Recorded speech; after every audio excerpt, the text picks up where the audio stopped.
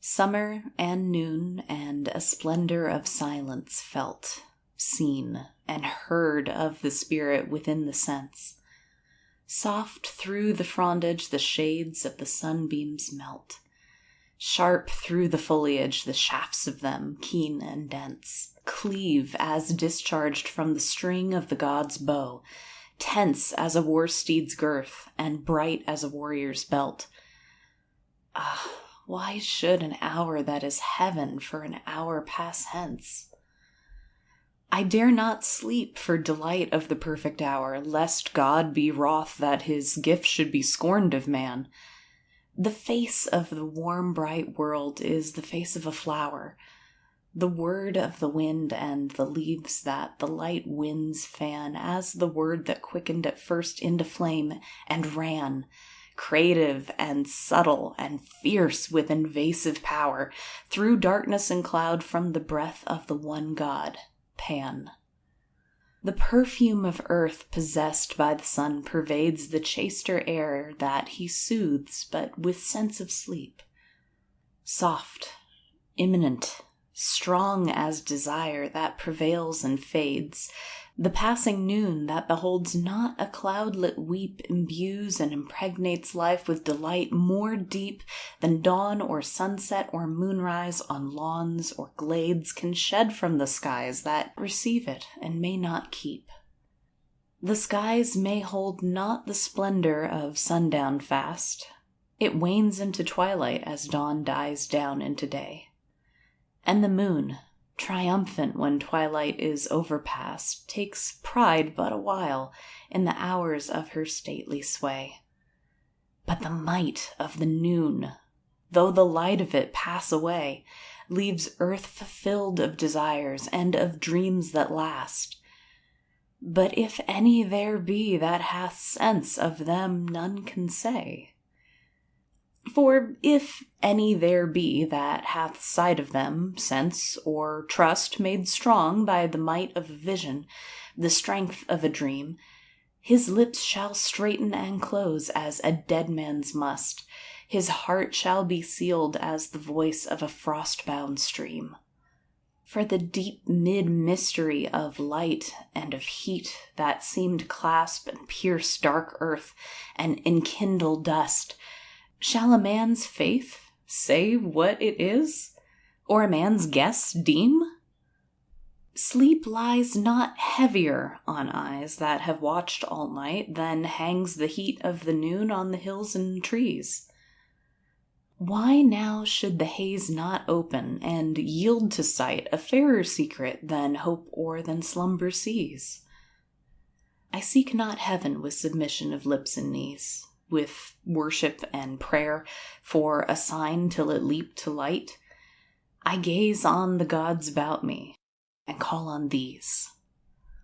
I call on the gods hard by, the divine dim powers whose likeness is here at hand, in the breathless air, in the pulseless peace of the fervid and silent flowers, in the faint sweet speech of the waters that whisper there. Ah, what should darkness do in a world so fair? The bent grass heaves not, the couch grass quails not or cowers, the wind's kiss frets not the rowan's or aspen's hair. But the silence trembles with passion of sound suppressed, and the twilight quivers and yearns to the sunward, wrung with love as with pain, and the wide wood's motionless breast is thrilled with a dumb desire that would fain find tongue and palpitates, tongueless as she whom a man-snake stung, whose heart now heaves in the nightingale, never at rest, nor satiated ever with song till her last be sung. Is it rapture or terror that circles me round, and invades each vein of my life with hope? If it be not fear, each pulse that awakens my blood into rapture fades. Each pulse that subsides into dread of a strange thing near requickens with sense of a terror less dread than dear. Is peace not one with light in the deep green glades where summer at noonday slumbers? Is peace not here? The tall, thin stems of the firs, and the roof sublime that screens from the sun the floor of the steep still wood. Deep, silent, splendid, and perfect and calm as time, stand fast as ever in sight of the night they stood, when night gave all that moonlight and dewfall could. The dense ferns deepen. The moss glows warm as the time. The wild heath quivers about me. The world is good. Is it Pan's breath, fierce in the tremulous maidenhair, that bids fear creep as a snake through the woodlands, felt in the leaves that it stirs not yet, in the mute bright air, in the stress of the sun?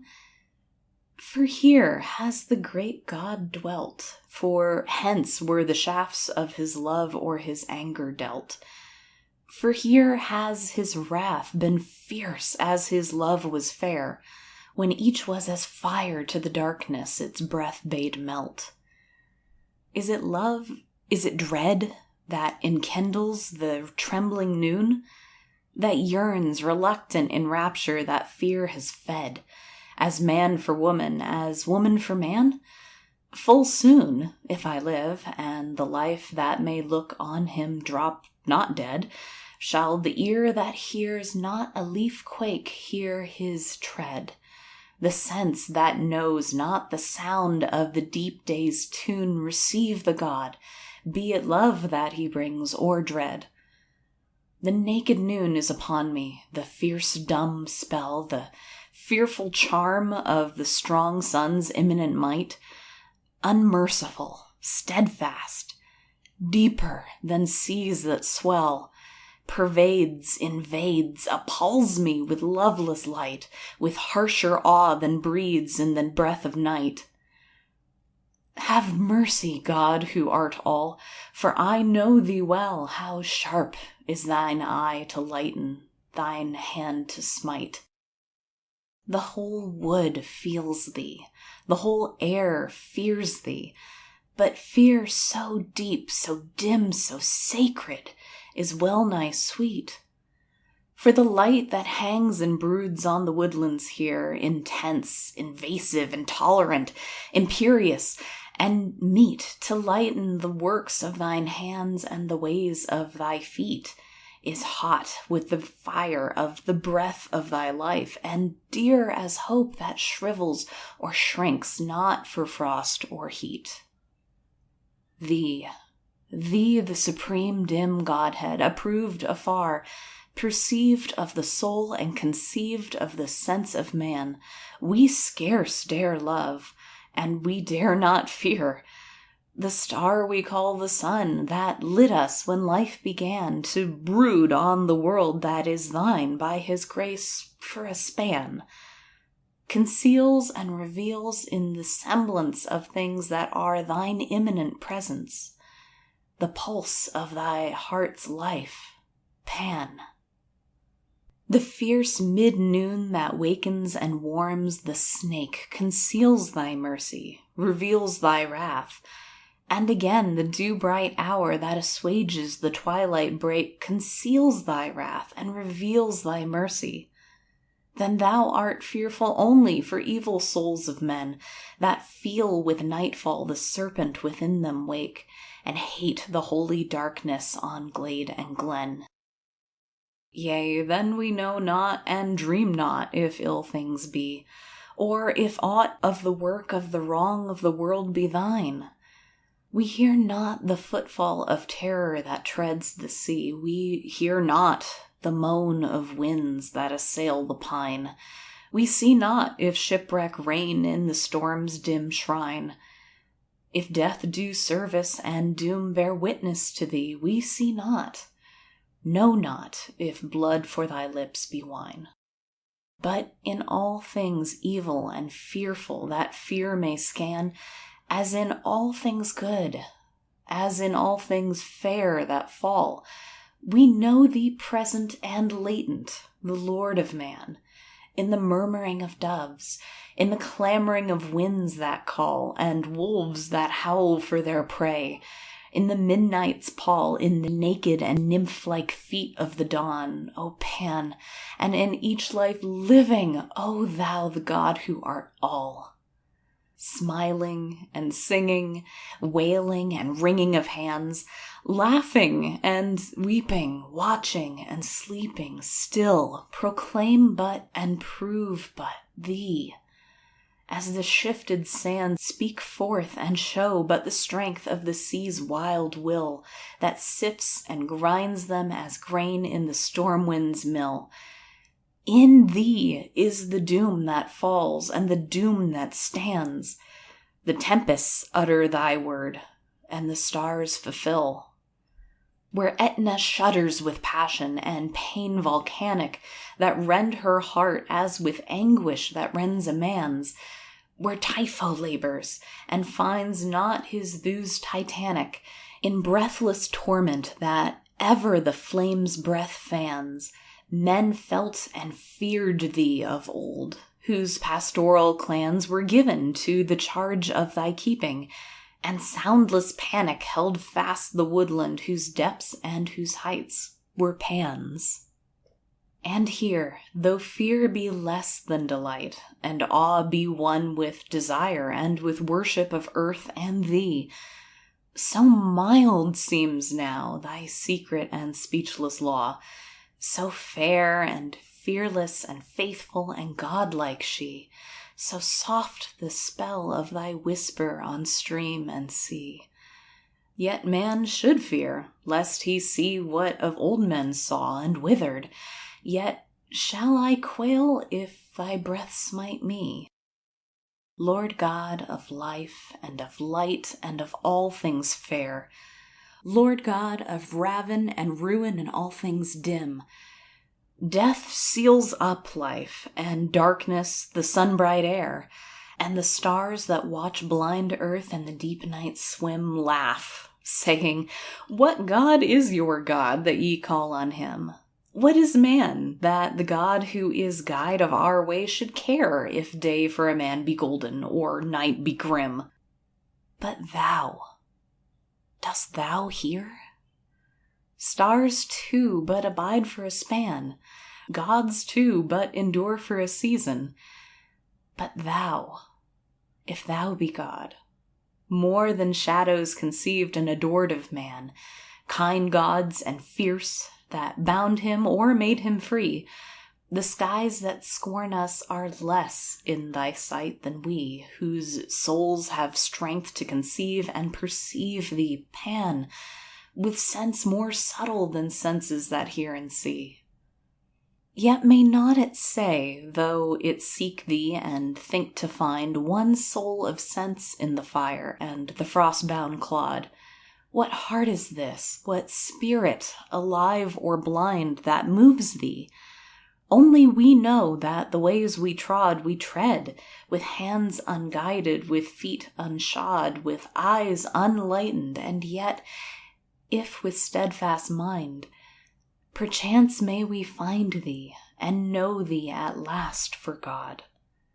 Yet then should God be dark as the dawn is bright, and bright as the night is dark on the world, no more.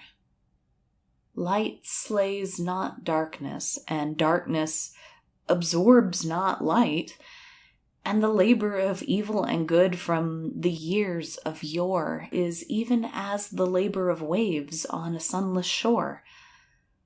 And he who is first and last, who is depth and height, keeps silence now, as the sun when the woods wax hoar.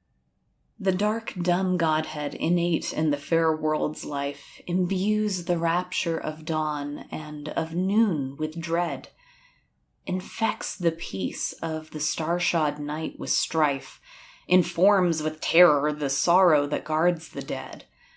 No service of bended knee or of humbled head may soothe or subdue the God who has changed to wife, and life with death is as morning with evening wed.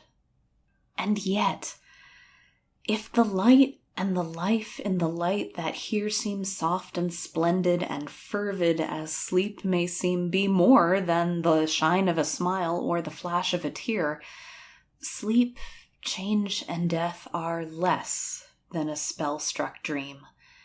And fear, then, the fall of a leaf on a starlit stream. And yet, if the hope that hath set it absorb not fear, what helps it man that the stars and the waters gleam? What helps it man that the noon be indeed intense, the night be indeed worth worship? Fear and pain were lords and masters yet of the secret sense, which now dares deem not that light is as darkness. Fain though dark dreams be to declare it, crying in vain. For whence, thou God of the light and the darkness, whence dawns now this vision that bids not the sunbeams wane? What light, what shadow diviner than dawn or night draws near, makes pause, and again, or I dream, draws near? More soft than shadow, more strong than the strong sun's light, more pure than moonbeams. Yea, but the rays run sheer as fire from the sun through the dusk of the pine wood, clear and constant. Yea, but the shadow itself is bright, that the light clothes round with love that is one with fear. Above and behind it the noon and the woodland lie, terrible, radiant with mystery, superb and subdued, triumphant in silence, and hardly the sacred sky seems free from the tyrannous weight of the dumb, fierce mood which rules as with fire an invasion of beams that brood the breathless rapture of earth till its hour pass by, and leave her spirit released and her peace renewed. I sleep not. Never in sleep has a man beholden this. From the shadow that trembles and yearns with light suppressed and elate and reluctant, obscure and golden as water kindled with presage of dawn or night, a form, a face, a wonder to sense and sight, grows great as the moon through the month, and her eyes embolden fear till it change to desire, and desire to delight. I sleep not. Sleep would die of a dream so strange. A dream so sweet would die as a rainbow dies, as a sunbow laughs and is lost on the waves that range, and reck not of light that flickers or spray that flies. But the sun withdraws not. The woodland shrinks not or sighs. No sweet thing sickens with sense or with fear of change. Light wounds not, darkness blinds not my steadfast eyes. Only the soul in my sense that receives the soul whence now my spirit is kindled with breathless bliss knows well if the light that wounds it with love makes whole, if hopes that carol be louder than fears that hiss, if truth be spoken of flowers and of waves that kiss, of clouds and stars that contend for a sun-bright goal, and yet may I dream that I dream not indeed of this? An earth-born dreamer, constrained by the bonds of birth, held fast by the flesh, compelled by his veins that beat, and kindled to rapture or wrath, to desire or to mirth, may hear not surely the fall of immortal feet, may feel not surely if heaven upon earth be sweet. And here is my sense fulfilled of the joys of earth. Light, silence, bloom, shade, murmur of leaves that meet. Bloom, fervor, and perfume of grasses and flowers aglow, breathe and brighten about me. The darkness gleams, the sweet light shivers and laughs on the slopes below, made soft by leaves that lighten and change like dreams. The silence thrills with the whisper of secret streams that well from the heart of the woodland. These I know. Earth bore them, heaven sustained them with showers and beams. I lean my face to the heather and drink the sun whose flame-lit odor satiates the flowers. Mine eyes close, and the goal of delight and of life is won. No more I crave of earth or her kindred skies. No more? But the joy that springs from them smiles and flies. The sweet work wrought of them surely, the good work done, if the mind and the face of the season be loveless, dies. Thee, therefore, thee would I come to, cleave to, cling, if haply thy heart be kind and thy gifts be good, unknown sweet spirit whose vesture is soft in spring, in summer splendid, in autumn pale as the wood that shudders and wanes and shrinks as ashamed things should, in winter bright as the mail of a war-worn king who stands where foes fled far from the face of him stood. My spirit or thine is it? Breath of thy life or of mine, which fills my sense with a rapture that casts out fear? Pan's dim frown wanes, and his wild eyes brighten as thine, transformed as night or as day by the kindling year. Earthborn, or mine eye were withered that sees, mine ear that hears were stricken to death by the sense divine. Earthborn, I know thee, but heaven is about me here. The terror that whispers in darkness and flames in light, the doubt that speaks in the silence of earth and sea, the sense more fearful at noon than in midmost night, of wrath, scarce hushed, and of imminent ill to be, where are they? Heaven is as earth, and as heaven to me, earth. For the shadows that sundered them here take flight, and not as all, as am I, but a dream of thee.